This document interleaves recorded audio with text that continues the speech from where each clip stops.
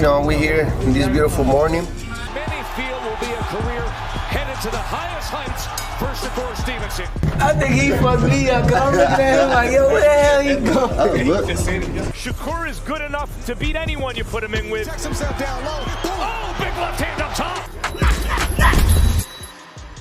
Well, Shakur is what we call rap. Where the hell you going, right? Yeah.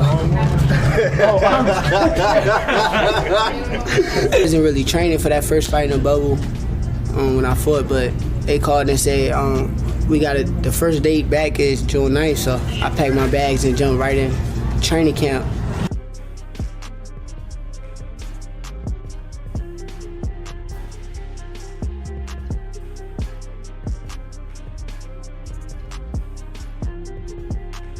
The carpet in this motherfucker we went in, when we got up there, we got in at night. When we got up in the morning, that shit was dirty. Hey. Look. I heard it was that. The way they call it is broke, right? 2, 1, bring them both together. The opposite.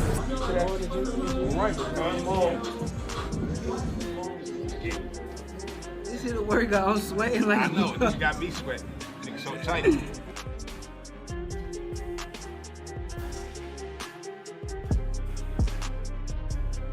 Hell no, turn this shit off.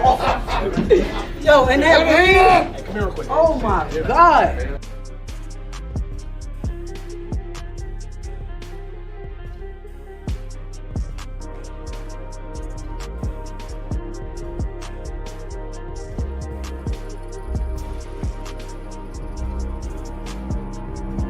I got 5 bands for you. Winner out of my man's versus Church. I bet you my man's whoop Church ass, man. What the fuck you talking about, man? Yes, sir.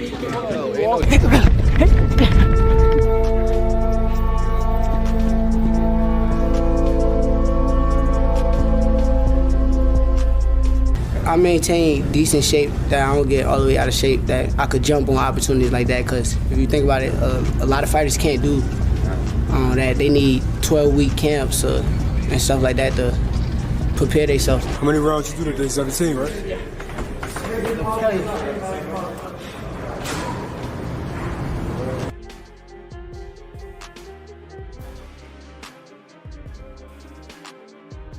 So far, camp going great. We about a month away from fight day. Everything going according to plan. Court look great, man, great. He getting the rounds in. Everything going there according to schedule. We coming for the victory. Me as a trainer, I don't train to go the distance. I think that's wear and tear on the body. Yeah, well, he can, I'm going to keep it PG today, but he can go himself. Yeah. And if he wants a rehydration clause, pay me 20 million, I might consider it. Yeah. 20 million, that's the number. When did you start boxing? 17. 17 years old. You're cooked. You're a boxer, I'm a fighter. Come in and fight me, and I'm going to box your head off. You do that, and I'll come there and take your head off. Yo, I kind of said 154. I probably was stretching it. I'm stretching 154, but I'll fight him at 147. 147, me and Conor could get it in. The boxing world is heating up as Shakur Stevenson and Conor Ben trade shots, verbally at least.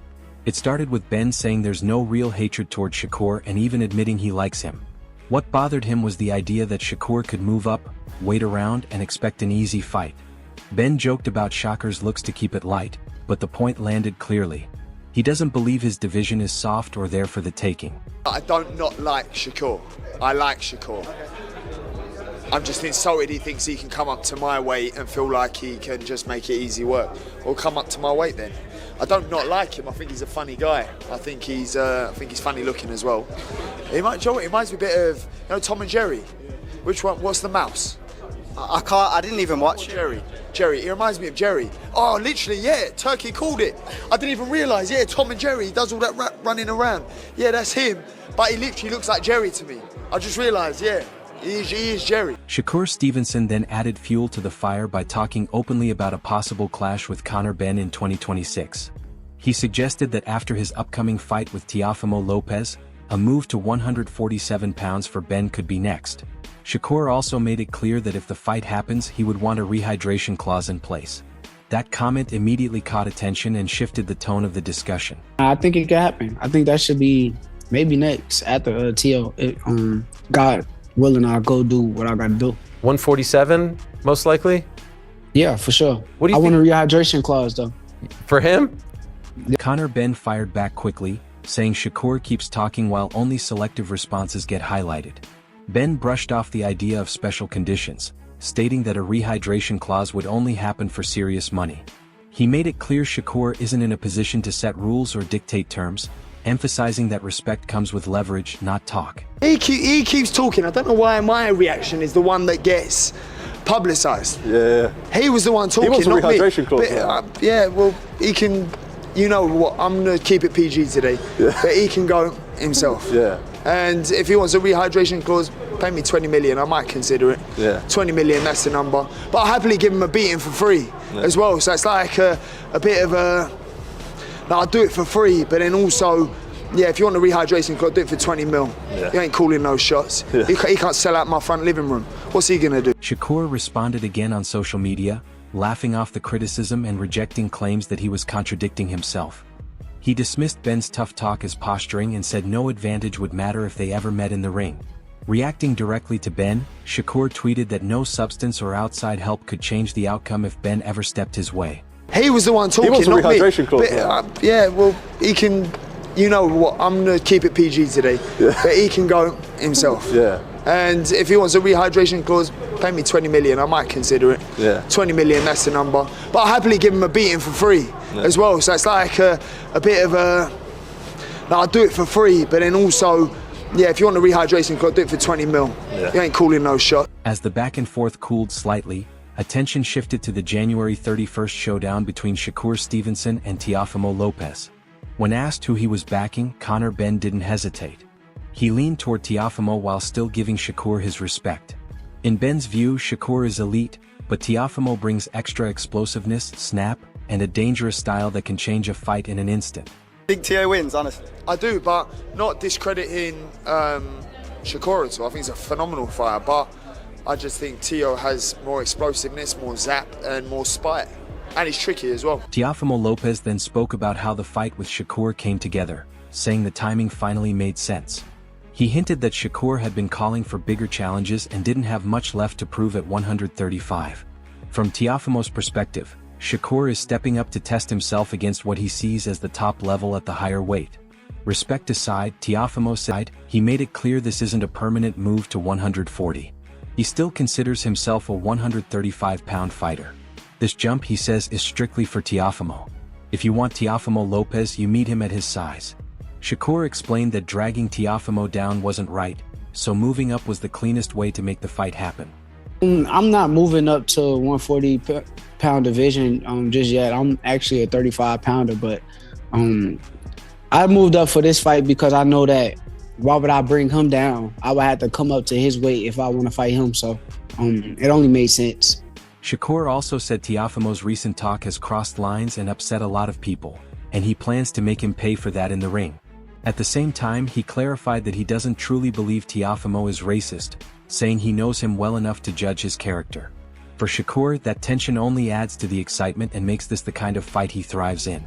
Yeah, I'm gonna make him pay for a lot of them things that he said about black people, but at the end of the day, I know he's not racist. I know him deep down inside. He truly is a cool person. He wants to be great, and this is the type of fight that I really enjoy. Roy Jones Jr. weighed in, saying Teofimo can't win this fight by staying on the outside. According to Roy, Shakur's footwork, distance control, and defense would slowly break him down. Teofimo's only real path, in his view, is to step inside, take risks, and force exchanges. If that happens, it becomes a real fight and a test of who wants it more. You gotta go in and go for broke. You gotta go gamble, you gotta take some, get some, and that's just the only way to win. If he stays outside of boxes, Shakur gonna pick him apart. Shakur's a polished boxer, he's some of the best feet in the game right now, and he's a defensive-minded fighter, which is very smart.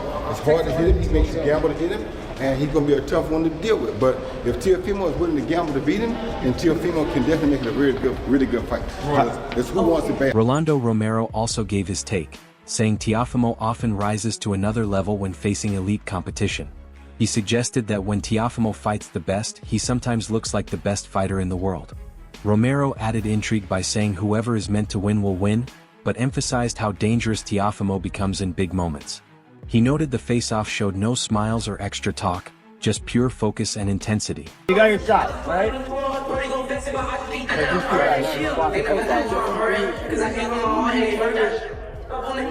You know what time it is, Paul. Eddie Hearn then broke down the matchup from a technical standpoint.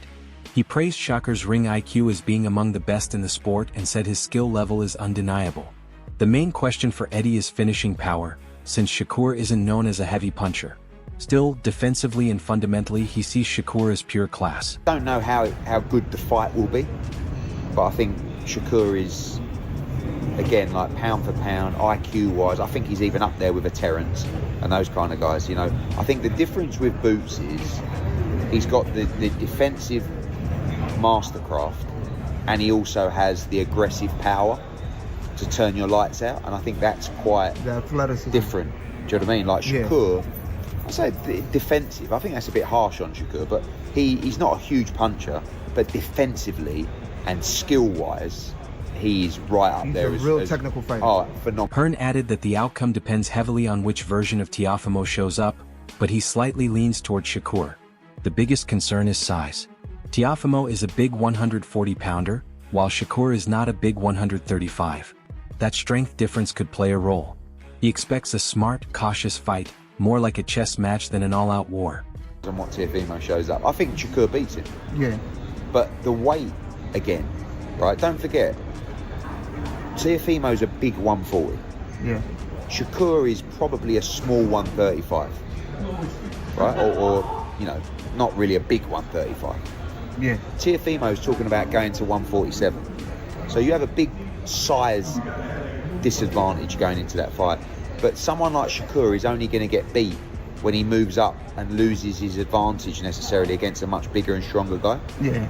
But I think that's a fiddly fight, don't you? I mean, I don't expect it to be this firefight. Yeah. I think Teofimo's very awkward and Shakur's very smart, and I don't know. Keith Idec also pointed out that the matchup makes sense from a business angle. To ask fans to pay a premium, the fight has to feel meaningful. Shakur versus Teofimo may not guarantee non-stop action, but it represents elite competition. That credibility, he said, is what sets the tone and justifies the moment. It's a very interesting fight.